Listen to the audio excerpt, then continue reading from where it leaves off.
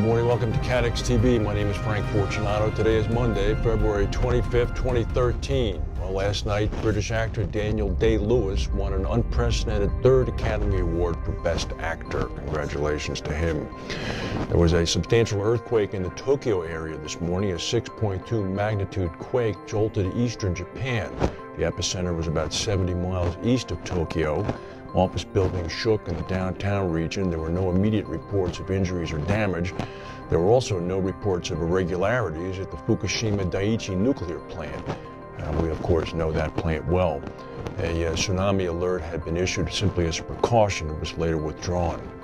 Over the weekend, tens of thousands of Bulgarians took to the streets to protest corruption and the country's rising cost of living. You may recall that it tumbled the conservative government last week.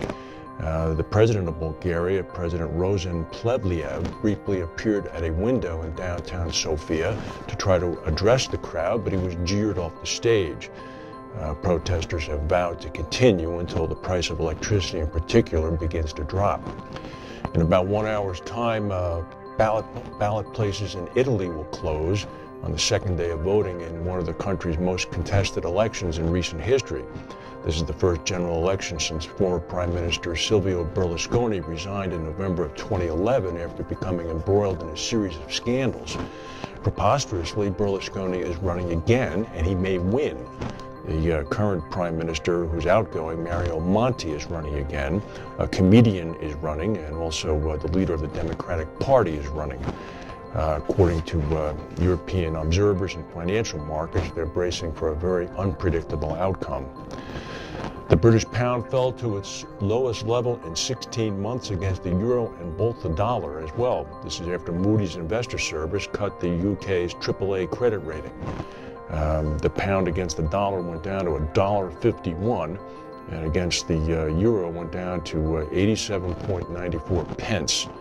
The sterling has slumped 6.1% this year, the second worst performer among the 10 developed market currencies. Only the yen has fallen more. Of course, the yen's decrease is a government policy by Prime Minister Abe in order to increase exports.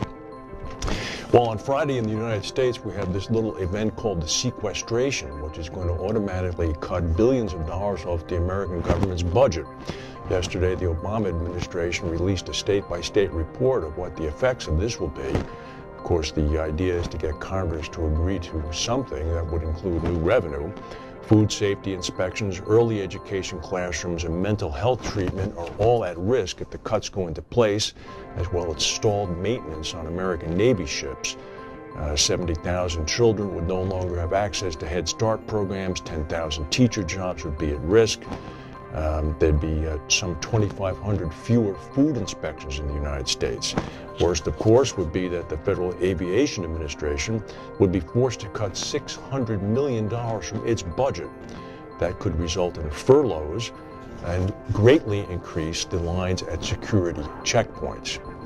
While on Thursday, Pope Benedict XVI resigns. Later that day, the College of Cardinals will begin meeting in the Sistine Chapel to determine who the new Pope is. There are going to be a fewer people present. The Cardinal of Indonesia has decided he can't make the trip to Rome because he's too old. And the head of the Catholic Church in Britain, Cardinal Keith O'Brien, has resigned after denying claims of inappropriate acts.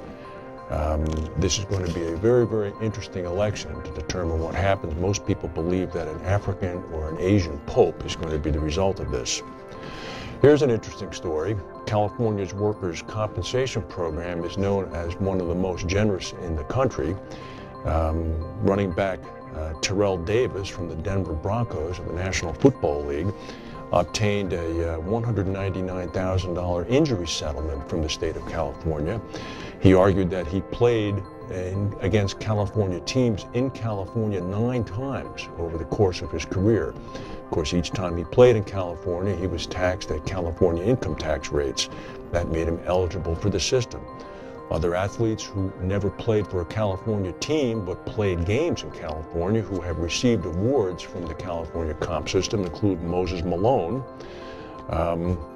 California has paid out an estimated $747 million to 4,500 professional athletes who incurred work-related injuries while not playing for California teams, but playing against California teams in California.